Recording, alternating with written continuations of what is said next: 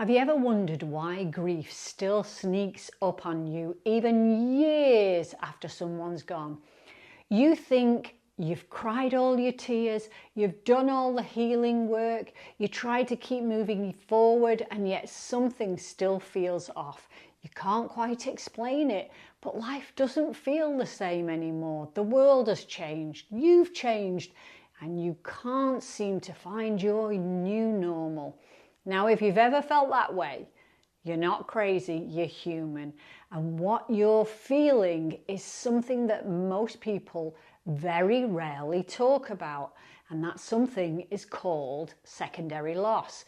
But before we dive in, if you're on a journey to heal, grow, and truly live what's next after loss, make sure to like this video, share it with someone who needs to hear this, and subscribe, because this channel is all about helping you navigate midlife transitions, grief, healing, confidence, and everything in between, so you can rediscover peace, purpose, and joy in your next chapter. All right then, let's get into it. Now, when we lose someone we love, there's obvious heartbreak, and that's the primary loss. It's the person, the relationship, the presence that's suddenly gone. But here's the thing, that loss sends ripples through every corner of your life. It's like dropping a stone into calm water.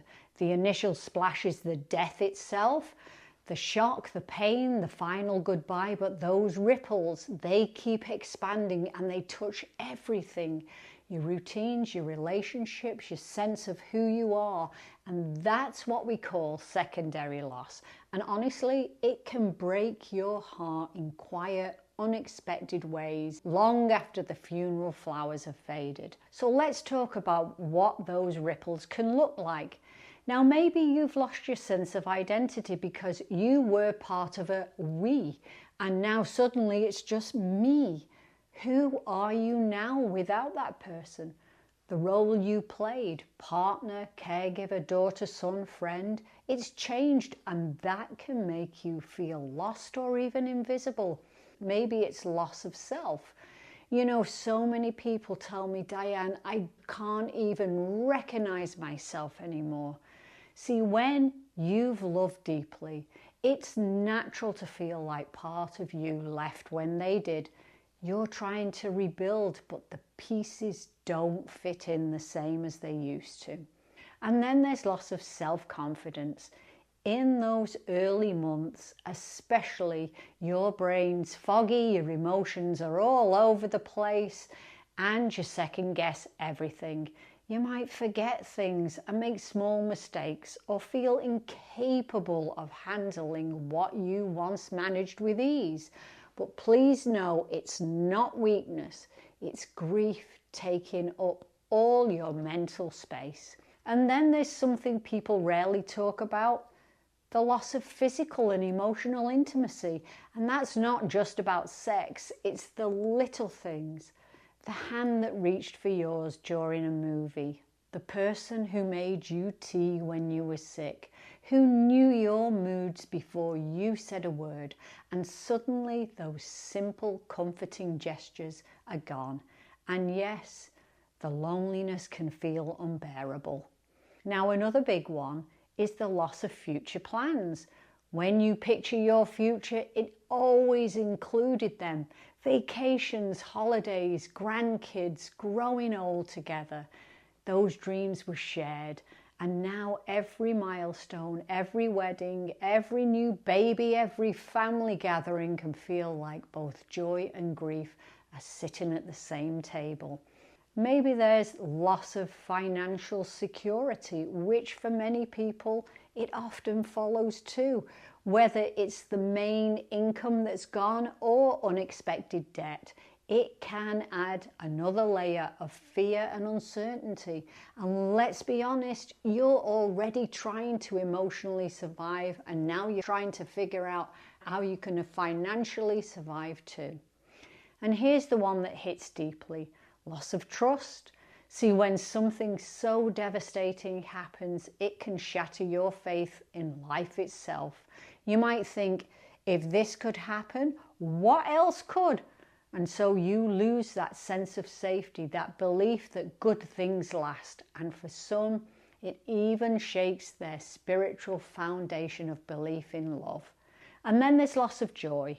You wake up, go through the motions, but it's like the colours have drained out of everything.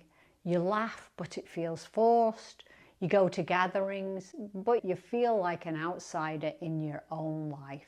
It's so common, and yet few people realise it's part of secondary loss. And maybe you've even lost your sense of choice of control. You didn't choose this loss, it was forced upon you, and so you start to believe that life just happens to you now. You forget that healing doesn't mean going back, it means learning to move forward with all that you've lost. And this is not just about death. See, secondary losses happen in all kinds of life transitions: divorce, retirement, empty nest, aging, health challenges, moving countries, losing a job. The list is endless, and they all ripple through our identity, relationships, and routines. Think about it. When you retire, you don't just lose your job, you lose your routine, your purpose, your co-workers, and identity. And that's a lot of loss happening quietly in the background. So how do you begin to heal from all of that? Well, the first step is to name what's been lost.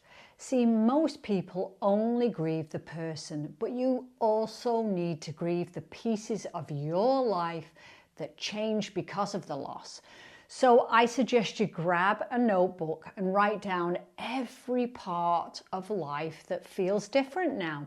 And be honest, there's no too small loss. Maybe it's losing your morning coffee buddy, the sound of their laughter, or even the feeling of being loved a certain way. See, once you name them, you start to understand that the pain you feel isn't too much. It's simply the weight of everything you've lost. The next step is allowing yourself to feel. I know it sounds obvious, but many of us try to outthink grief or push it down. We keep ourselves busy, we distract ourselves, or downplay our emotions because we don't want to burden anyone. But suppressed grief doesn't disappear, it just burrows deeper. So talk about it, journal about it, cry, yell, walk, paint, breathe, whatever helps you to release it. And please remember, healing takes time. Secondary losses don't show up all at once. They tend to unfold as life moves forward. But here's the good news. Every time you face one with awareness and acknowledgement, you take your power back. You remind yourself that yes, life has changed, but you're still here and there's still so much life to live. Now, if this topic resonates with you, I'd love to hear in the comments, what secondary loss have you noticed in your own life? Something that surprised you. Honestly, your comment might help someone else feel less alone. And if you're ready to truly start healing, not just surviving, but rebuilding your energy, your confidence, and peace, I invite you to book a complimentary chat with me. Let's see if my midlife reset session or grief recovery work could help you move forward. And you'll find all the links below, along with my free guided sleep meditation, my 61 tips on grief and how to move through it, plus my 4-week wine pause journal, because healing doesn't have to be heavy all the time. And if this video spoke to you, please like it, share it, and subscribe to this channel, because together we're rewriting what healing looks like after loss. Remember, you can't stop the ripples of grief, but you can learn how to move with them. So thank you for being here with me today, and I look forward to seeing you in the next video.